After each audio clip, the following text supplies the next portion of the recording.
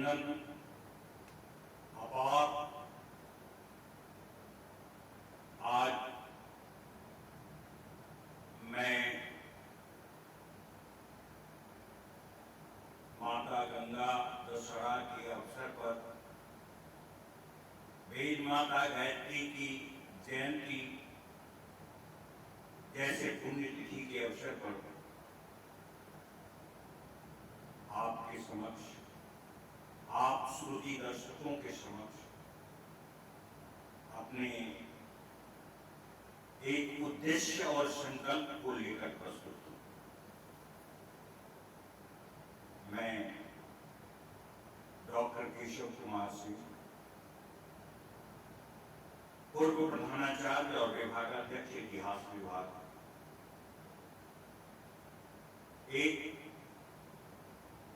अकिंचन इतिहास का छात्र हूं और मैंने अपना संपूर्ण अध्ययन जीवन इतिहास को समर्पित किया है। आज मैं जिस उद्देश्य से आपके समक्ष उपस्थित हूं, उसके मूल में हमारे परम पूज्य गुरुदेव की प्रेरणा, मेरे शिक्षण जीवन के गुरुदेव डॉक्टर रत्नेश्वर मिश्र जी की प्रेरणा, मेरी प्रिय पुत्री अमृता प्रीतम और दोहित्री शांभवी श्रुति की प्रेरणा काम कर रही है। इन लोगों के निरंतर प्रेरणात्मक भाव से अभिभूत होकर आज मैं आपके समक्ष अपनी कहानी लेकर उपस्थित हुआ हूं। सुनानी है मुझको अजबी कहानी, न इतनी नई है न उतनी पुरानी, न सुनिए तो गैरों का है यह फसाना, और अगर दिल से सुनिए तो अपनी कहानी, मेरी कहानी, ये है मेरी कहानी। दरअसल यह मेरी कहानी आपके समक्ष लेकर आने का जो मूल उद्देश्य है वह है मेरे अपने संपूर्ण जीवन और मेरे परम पूज्य पिता स्वर्गीय श्री बालेश्वर प्रसाद सिंह जी, जो एक महान स्वतंत्रता सेनानी, क्रांतिकारी और शिक्षानुरागी, शिक्षा सेवी थे,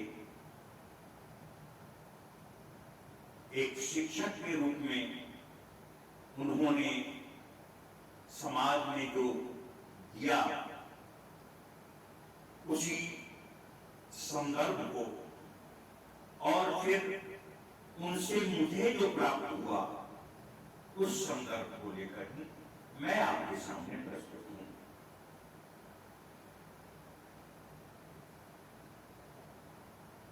कहानी की शुरुआत कहां से करूं, यह मेरे लिए एक चिंतन का विषय बन गया है।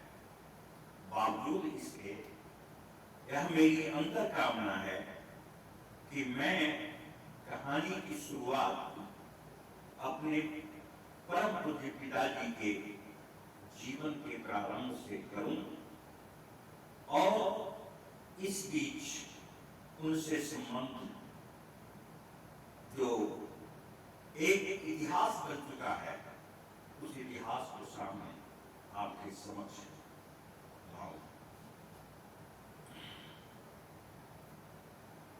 प्रिय दर्शकों, अपने पिताजी को मैं यदि निरंतर कहानी में पिताजी के रूप में संबोधित करूंगा तो मुझे कहीं से यह समुचित प्रतीत नहीं होता है। वो क्षेत्र के लिए मास्टर साहब के नाम से विख्यात थे और मैं उनके लिए इसी सम्मानजनक शब्द का प्रयोग निरंतर करूंगा। मास्टर साहब का जन्म पूर्व दरभंगा जिले और वर्तमान समस्तीपुर जिले के दक्षिणी गंगा के भाग में अवस्थित एक ग्राम मालपुर में एक छोटे से जमींदार राय साहब के घर में हुआ। अपने 5 अग्रजों के सबसे छोटे मास्टर साहब के जन्म के उपरांत मात्र 2 वर्षों के पश्चात उनकी पूजनीय माता जी का निधन हो गया। उनका लालन पालन उनकी एक बुआ थी जो समस्तीपुर के ही दुबहा गांव में ब्याही हुई थी। उन्होंने ही उनके प्रारंभ लालन पालन का जिम्मा उठाया और वहीं प्राय 7-8 वर्षों की आयु तक वो रहे।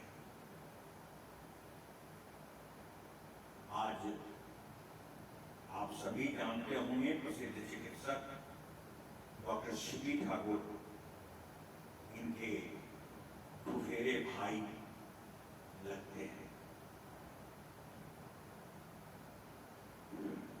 मास्टर साहब जब वहां से अपने पिता के घर आए वापस, तो यहाँ जीवन संघर्ष उनके सामने मुंह आए। घर के अंदर तमाम परिस्थितियां ऐसी थी, वह क्षेत्र ऐसा था जो हर वर्ष कृषि योग्य भूमि बाढ़ में डूब जाती थी और जो शेष भूमि थी उसी की उपज से परिवार और परिवार की जरूरतें पूर्ण हुआ करती थी। पशुपालन राय साहब का एक सहारा था और परिवार के भी भोजन के लिए पशुपालन एक सहारा का काम करता था। मास्टर साहब अपने परिवार के छोटे होने के कारण इनसे बहुत ही ज्यादा काम लिया जाता था और इनके पिता श्री राय साहब मूक बनकर देखते रहते थे, क्योंकि परिवार के सबसे बड़े उनके अग्रज के हाथ में परिवार की डोर थी। फिर भी पिता और उनके कुछ नजदीकी व्यक्तियों की प्रेरणा से इनका नामांकन बगल के ही एक मध्य विद्यालय पटोरी में हो गया। वहां इन्होंने अपनी शिक्षा जारी रखी और इसी बीच एक बात जो मेरे मन में है वो ये है, जो बताना चाहूंगा आपको, कि पूसा में रहते हुए शहीद मोतीराम बोस की घटना से मास्टर साहब बहुत उद्वेलित थे और अपनी शिक्षा के क्रम में अपने साथियों के बीच देश की तत्कालीन राजनीतिक परिस्थितियों पर गहन चिंतन किया करते थे। मास्टर साहब के भीतर देश प्रेम खिलौने लेता था। जरूर इसकी प्रेरणा शहीद खुदीराम बोस से मिली होगी। ये महात्मा गांधी के उस समय के आंदोलनकालीन विचारों से काफी प्रेरित थे और इनके मन में हमेशा यह भाव होता था कि कब देश आजाद होगा और कब हम आजादी की समझ ले सकेंगे और अंग्रेजों की गुलामी से इस देश को मुक्ति मिलेगी। मास्टर साहब और उनके कतिपय साथी जो वहीं अध्ययनरत थे, जिनमें एक जोधपुरा के बलदेव चौधरी थे, दूसरे सलेम के दो व्यक्ति थे, एक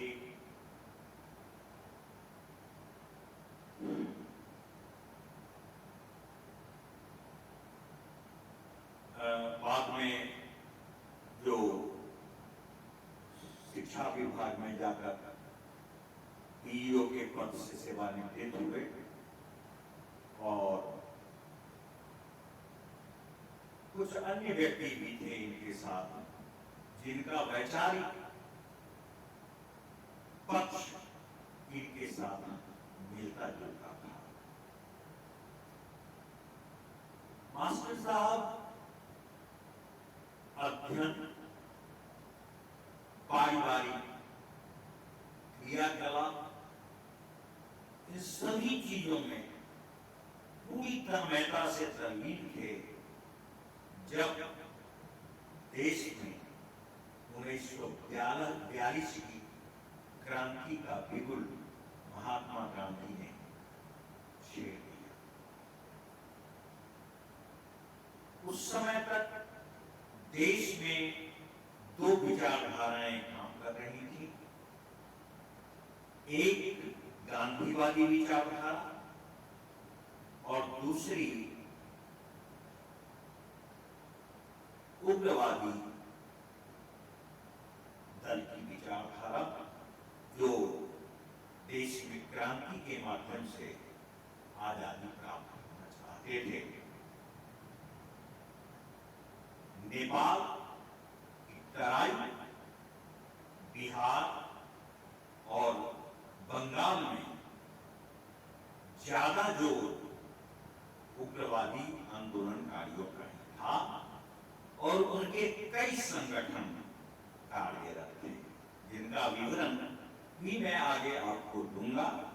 अभी तो यह प्रारंभ है, कहानी का कुछ और भी रूप आगे चलकर आपको दिखलाऊंगा, जिसमें मैं आपको सुनाऊंगा कि कैसे एक सामान्य परिवार का व्यक्ति 1942 की क्रांति में अपना सर्वस्व बलिदान करने के लिए प्रेरित होकर कूद गया।